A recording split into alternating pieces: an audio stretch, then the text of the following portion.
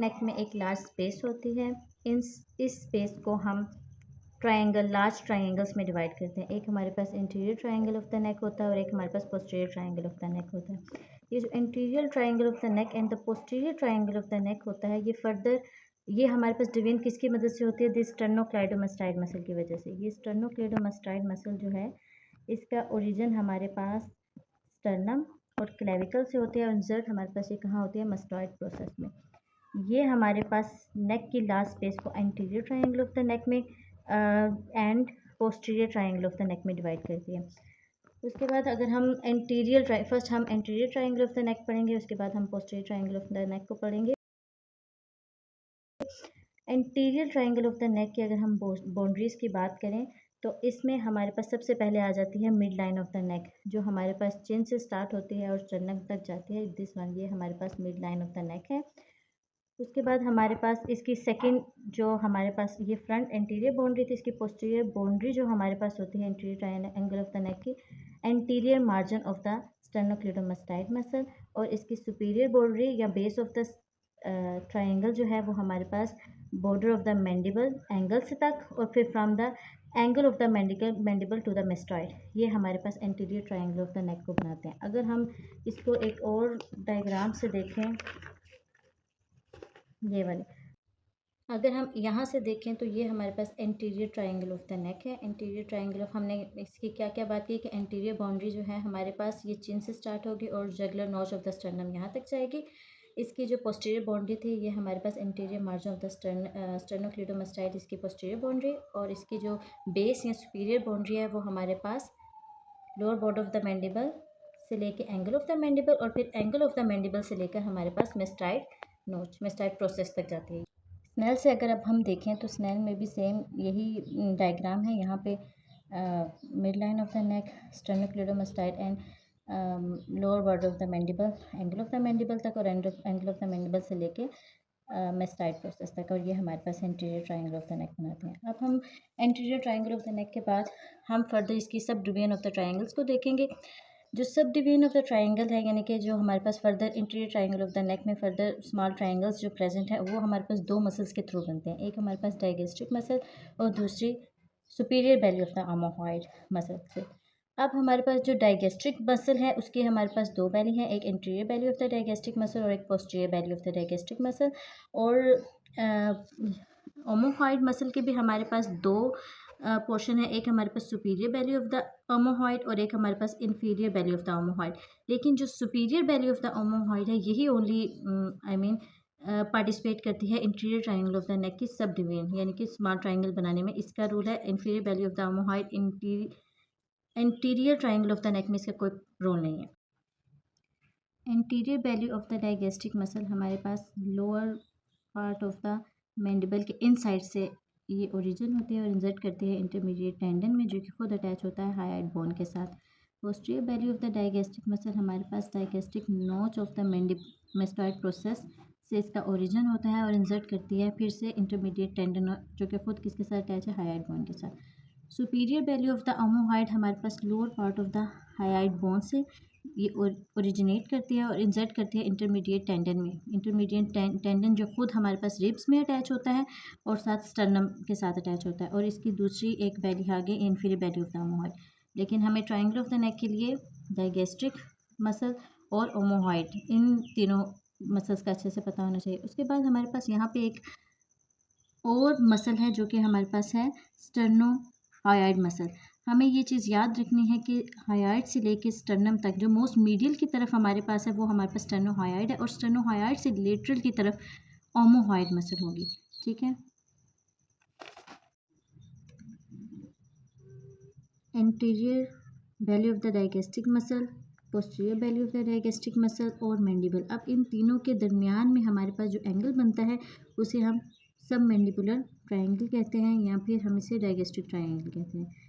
Mid line of the नेक, हमने कहा था ना, चिन से स्टार्ट होकर हमारे पास जगुलर नोच तक जाती है mid line of the neck. Mid line of the neck, hyoid bone और anterior belly of the digastric muscle, इसके दरमियान हमारे पास जो एंगल बनता है उसे हम सब मेंटल ट्रायंगल कहते हैं। इसके बाद अगर हम देखें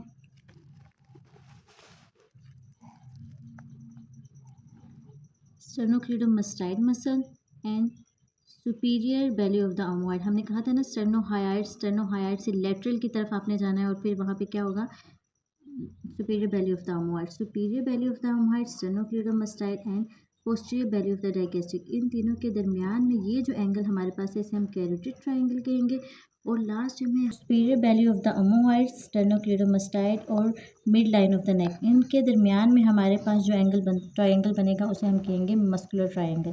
अब अगर हम इसे एक पिक से देखें, और ये हमारे पास क्या है, mid line of the neck, mid line of the neck, ये हमारे पास sternocleidomastoid और ये हमारे पास मैंडिबल, ये anterior belly of the digastric muscle, ये posterior belly of the digastric muscle, anterior belly of the digastric, posterior belly of the digastric और मैंडिबल, इनके दरमियान में जो हमारे पास ट्रायंगल है इसे हमने क्या नाम दिया, डायगेस्ट्रिक ट्रायंगल का। दो belly of the interior belly of the digastric muscle और हाइड बोन के दरमियान जो हमारे पास ट्रायंगल है उसे हमने मेंटर ट्रायंगल का नाम दिया। sternocleidomastoid, posterior belly of the digastric और superior belly of the omoid, इसके दरमियान हमारे पास जो ट्रायंगल है इसे हमने नाम दिया कैरोटिड ट्रायंगल। लास्ट में हमारे पास मस्कुलर ट्रायंगल है जो कि हमारे पास sternocleidomastoid, mid line of the neck और superior belly of the omoid, इसके दरमियान जो हमारे पास ट्रायंगल बनता है इसे हम नाम देते हैं मस्कुलर ट्रायंगल। अगर हम यही interior triangle of the neck की एक डायग्राम देखें तो ये हमारे पास हाइड बोन के साथ हमारे पास interior belly of the digastric, posterior belly of the digastric muscle attach है, ये हमारे पास मैंडिबल है, उसके बाद ये हमारे पास sternocleidomastoid और superior belly of the omoid, इसके दरमियान में हमारे पास ये जो इंटीरियर ट्रायंगल बना इसकी फर्दर हमने सब डिवीजन भी इसी में की हुई है। जिस तरह ये हमारे पास इंटीरियर belly और posterior belly of the digastric और इस मैंडिबल के दरमियान में हमारे पास डायगेस्ट्रिक ट्रायंगल आएगा, interior belly of the digastric, hyoid bone and mid line of the neck हमारे पास, इसके दरमियान हमारे पास submental triangle and posterior belly of the digastric, sternocleidomastoid and superior belly of the omoid, इसके दरमियान हमारे पास कैरोटिड ट्रायंगल और last superior belly of the omoid, mid line of the neck and sternocleidomastoid muscle के दरमियान हमारे पास muscular triangle आएगा। अब हम फर्दर इन ट्रायंगल के कंटेंट्स को देखेंगे और उन कंटेंट में क्या क्या इंपॉर्टेंट, उनके फ्लोर और उसके बाद रूफ वगैरह इंपॉर्टेंट चीज़ों को हम देखेंगे सब ट्रायंगल ऑफ द नेक की। पहले हम कैरोटिड ट्रायंगल की बात करेंगे। हमने इसकी बाउंड्रीज देख ली थी, sternocleidomastoid इसकी जो है और superior belly of the omoid और posterior belly of the digastric, ये हमारे पास कैरोटिड ट्रायंगल बनाते हैं। अब पहले सबसे हम इसमें बात करेंगे फ्लोर की। फ्लोर के जो कंटेंट हैं वो हमें याद रखना है। अगर मैं सिंपली आपको बताऊं तो हाइड बोन, इसके साथ हमारे पास मीडियल कंस्ट्रक्टर मसल अटैच होती है और हायोग्लोसल मसल अटैच होती है और ये दोनों कैरोटिड ट्रायंगल के इन साइड में आते हैं, तो ये इसका पार्ट हो गया।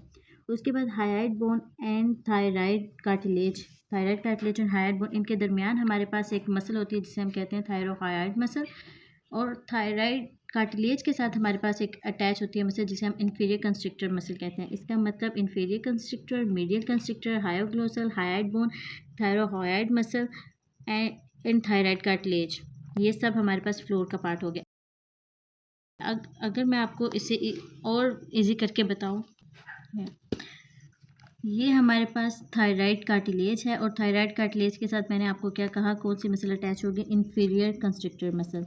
और अगर आप ध्यान से देखें तो ये हमारे पास हाइड बोन है और हाइड बोन के साथ हमारे पास मीडियल कंस्ट्रक्टर मसल अटैच होगी। और अगर इन साइड अंदर की तरफ से बताऊं तो ये है हमारे पास ये हमारे पास हाइड बोन और हाइड बोन के साथ अंदर की तरफ हमारे पास हायोग्लोसस मसल अटैच है। इसका मतलब जो मसल्स हमें देखने को, और लास्ट हमें एक चीज़ पता है कि यहाँ पे वैसे इन्होंने शो नहीं की, लेकिन हाइड और थायराइड कार्टिलेज इसके दरमियान एक मसल होती है जिसे हम थायरोहाइड मसल कहते हैं। इसका मतलब हमारे पास फ्लोर में पहले हमारे पास medial constrictor muscle, inferior constrictor muscle, thyrohyoid muscle और हायोग्लोसस मसल होंगी, और उसके साथ हमारे पास चूँकि हाइड बोन इसका पार्ट है और थायराइड कार्टिलेज इसका पार्ट है, तो ये सारी चीज़ें हमारे पास क्या बनाती हैं, floor of the carotid triangle. इसके बाद अगर हम content of the carotid triangle की बात करें तो कैरोटिड ट्रायंगल के कंटेंट के लिए आपको सबसे पहले एक्सटर्नल कैरोटिड आर्टरी की फर्दर ब्रांचेस के बारे में अच्छे से पता होना चाहिए। हमें पता है कि एक्सटर्नल कैरोटिड आर्टरी की 8 ब्रांचेस है, जिसमें से superior thyroid artery, lingual artery और फेशियल आर्टरी जो है इसकी वेंट्रल ब्रांचेस हैं। असेंडिंग फ्रिंजियल आर्टरी एक हमारे पास इसकी मिडिल ब्रांच है। ऑक्सीपिटल आर्टरी और पोस्टीरियर एयूरिकुलर आर्टरी इसकी पोस्टीरियर ब्रांच, और मैक्सिलरी आर्टरी और सुपरफिशियल टेम्पोरल आर्टरी इसकी टर्मिनल ब्रांचेस हैं। इसमें से हमारे पास first 5 superior thyroid, lingual, facial, सैनिक-फ्रिंजियल एंड ऑक्सीपिटल आर्टरी, ये हमारे पास कैरोटिड ट्रायंगल में ये पांचों की पांचों ब्रांचेस प्रेजेंट होती हैं। फर्स्ट 5 हमारे पास 3 वेंट्रल, एक पोस्टीरियर और एक हमारे पास मीडियल ब्रांच, ये पांचों हमारे पास क्या बनाती हैं, कैरोटिड ट्रायंगल का कंटेंट बनाती हैं। ये कॉमन कैरोटिड आर्टरी है। कॉमन कैरोटिड आर्टरी फर्दर ऊपर जाके ये हमारे पास डिवाइड होती है इनटू इंटरनल कैरोटिड आर्टरी और एक्सटर्नल कैरोटिड आर्टरी। ये जो एक्सटर्नल कैरोटिड आर्टरी है उसकी 3 वेंट्रल ब्रांचेस जिसके हमने पहले नाम लिया। सबसे पहले हमारे पास सुपीरियर थायराइड आर्टरी, फिर लिंगुअल आर्टरी और लास्ट में हमारे पास फेशियल आर्टरी आ जाएगी। उसके बाद एक इसकी मीडियल ब्रांच है जिसे हम असेंडियल फ्रिंजियल आर्टरी कहेंगे, और लास्ट में हमारे पास जो इसकी 2 डोर्सल या पोस्टीरियर ब्रांचेस हैं, एक हमारे पास ऑक्सीपिटल आर्टरी और दूसरी पोस्टीरियर एयूरिकुलर आर्टरी। और एक्सटर्नल कैरोटिड आर्टरी की लास्ट हमारे पास टर्मिनल ब्रांचेस में हमारे पास एक आ जाती है मैक्सिलरी आर्टरी और दूसरी हमारे पास सुपरफिशियल टेम्पोरल आर्टरी। ये हमारे पास total 8 branches of external carotid artery. अब अगर हम कंटेंट को अच्छे से देखें तो सबसे पहले जब हम कैरोटिड ट्रायंगल की बात करेंगे तो हम कैरोटिड शीट को याद रखें। कैरोटिड शीट में कॉमन कैरोटिड आर्टरी सबसे पहले आती है। कॉमन कैरोटिड आर्टरी की फर्दर 2 ब्रांचेस है, internal carotid artery. Internal carotid artery carotid sheet का पार्ट रहेगी, जबकि जो एक्सटर्नल कैरोटिड आर्टरी होती है वो कैरोटिड शीट का पार्ट नहीं होती, लेकिन वो कैरोटिड ट्रायंगल का पार्ट होती है। ये चीज़ याद रखनी है हमने। और हमने फर्दर कहा था कि एक्सटर्नल कैरोटिड आर्टरी के हमारे पास 5 ब्रांचेस होंगी। पहले सुपीरियर थायराइड आर्टरी, मीडियल की तरफ जो है वो हमारे पास असेंडिंग फ्रिंजियल आर्टरी है, फिर वेंट्रल की तरफ लिंगुअल आर्टरी और फेशियल आर्टरी, और पोस्टीरियर की तरफ एक ब्रांच है जिसे हमने किसका नाम दिया, ऑक्सीपिटल आर्टरी का। उसके बाद हमारे पास जो कैरोटिड शीट का हिस्सा है वो हमारे पास इंटरनल कैरोटिड आर्टरी और internal jugular vein. Internal jugular when और इंटरनल कैरोटिड आर्टरी इन दोनों के दरमियान से हमारे पास एक नर्व पास करती है जिसे हम कहते हैं वेगस नर्व, यानी कि 10th क्रेनियल नर्व। इसके बाद हमारे पास एक नर्व होती है जिसे हम कहते हैं हाइपोग्लोसल नर्व, जो कि 12th क्रेनियल नर्व है। हाइपोग्लोसल को आप इस तरह याद रखें क्योंकि हमने ऊपर जब फ्लोर में पढ़ा था कि हायोइड बोन के साथ हमारे पास कौन सी मसल अटैच होती है, हायोग्लोसस मसल। और हमें पता है कि हायोग्लोसल जो कि हमारे पास टंग की मसल है इसको कौन सप्लाई करता है, हाइपोग्लोसल नर्व। तो हमारे पास 2 नर्व होगी, एक हमारे पास वेगस नर्व होगी, दूसरी हमारे पास हाइपोग्लोसल नर्व होगी। एक और नर्व हमारे पास प्रेजेंट होती है जिसे हम कहते हैं स्पाइनल एक्सेसरी नर्व, जो कि हमारे पास 11th क्रेनियल नर्व है, और ये हमारे पास सप्लाई करती है स्टेनोक्लीडोमास्टाइड को। तो आपके पास कैरोटिड ट्रायंगल की जो 3 नर्व्स है उसे याद रखना आसान होगा, एक 10th, 11th और 12th क्रेनियल नर्व। 10th दोनों के दरमियान में होगी, 11th जो है ये हमारे पास स्टेनोक्लीडोमास्टाइड को सप्लाई करेगी, और 12th हमारे पास हायोग्लोसस को सप्लाई करेगी, तो ईजिली याद रहेगा। और उसके बाद हमारे पास कैरोटिड शीट की अगर हम बात करें, कैरोटिड शीट में हमने कहा एक हमारे पास इंटरनल जगुलर वेन होगी, इंटरनल कैरोटिड आर्टरी होगी, और लास्ट में हमारे पास वेगस नर्व होगी। उसके बाद कैरोटिड शीट की आगे की तरफ हमारे पास नर्व का बंडल होता है जिसे हम अंसस सर्वाइकलिस कहते हैं, जो कि हमारे पास यूनियन से बनता है सुपीरियर और इन्फीरियर रूट के, और ये हमारे पास superficial to the carotid sheath यानी कि कैरोटिड शीट के बाहर की तरफ होता है, और ये कुछ थोड़ा बहुत ये उसके एंटीरियर वाल के साथ भी अटैच होता है। और हमारे पास posterior to the carotid sheath हमारे पास सिंपैथेटिक ट्रंक आ जाता है। इसका मतलब अगर हम बात करें content of the carotid triangle, हमारे पास internal jugular vein, internal carotid artery, vagus nerve, external carotid artery, उसकी 5 ब्रांचेस, 3 नर्व जो कि हमारे पास हाइपोग्लोसल, एक्सेसरी, स्पाइनल नर्व, और लास्ट हमारे पास वेगस नर्व है। उसके बाद अंसस सर्वाइकलिस और सिंपैथेटिक ट्रंक, ये सब मिलकर हमारे पास content of the carotid triangle बनाते हैं। लास्ट में हमारे पास है रूफ, जिसमें हमारे पास स्किन आ जाएगा, सुपरफिशियल फेशिया और डीप सर्वाइकल फेशिया। अब सुपरफिशियल फेशिया में हमारे पास प्लेटिस्मा, जो कि हमारे पास मसल ऑफ द नेक है, सुपरफिशियली प्रेजेंट होती है। ये मसल, ये हमारे पास कौन सी है, ये हमारे पास है प्लेटिस्मा, जो कि हमारे पास सुपरफिशियल फेशिया में प्रेजेंट होती है। अब इस मसल को हमारे पास जो है वो cervical branch of the facial nerve supply करती है, जो कि फेशियल नर्व का पार्ट है। Cervical branch of the facial nerve हमारे पास किसको सप्लाई करती है, प्लेटिस्मा को। और लास्ट में हमारे पास ट्रांसवर्स क्यूटेनियस नर्व है। ये जो ट्रांसवर्स क्यूटेनियस नर्व है ये हमारे पास anterior lateral portion of the neck, इसको हमारे पास कौन सप्लाई करता है? इसकी सेंसरी सप्लाई, यानी इसकी स्किन को हमारे पास सप्लाई करती है ट्रांसवर्स क्यूटेनियस नर्व। इसका मतलब हमारे पास रूफ में स्किन आ जाएगी, सुपरफिशियल फेशिया में 3 चीज़ें आ जाएंगी, एक प्लेटिज्मा cervical branch of the facial nerve जो कि प्लेटिज्मा को सप्लाई करेगी, और ट्रांसवर्स क्यूटेनियस नर्व जो कि हमारे पास anterior lateral part of the neck को सप्लाई करती है। और लास्ट पार्ट चीज़ हमारे पास इसमें आ जाती है डीप सर्वाइकल फेशिया।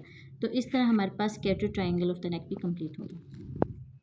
अब अगर हम स्नेल से देखें तो ये हमारे पास interior triangle of the neck, इसमें इतना कुछ खास नहीं था, सिंपली इसके बाउंड्रीज़ के बारे में बताया हुआ था interior triangle of the neck और इसके मेजर कंटेंट के बारे में।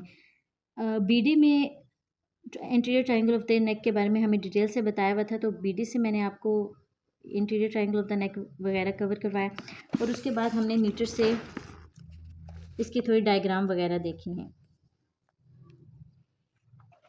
Please like and subscribe my channel and press the bell icon. And if you like this video, kindly share it with your friends.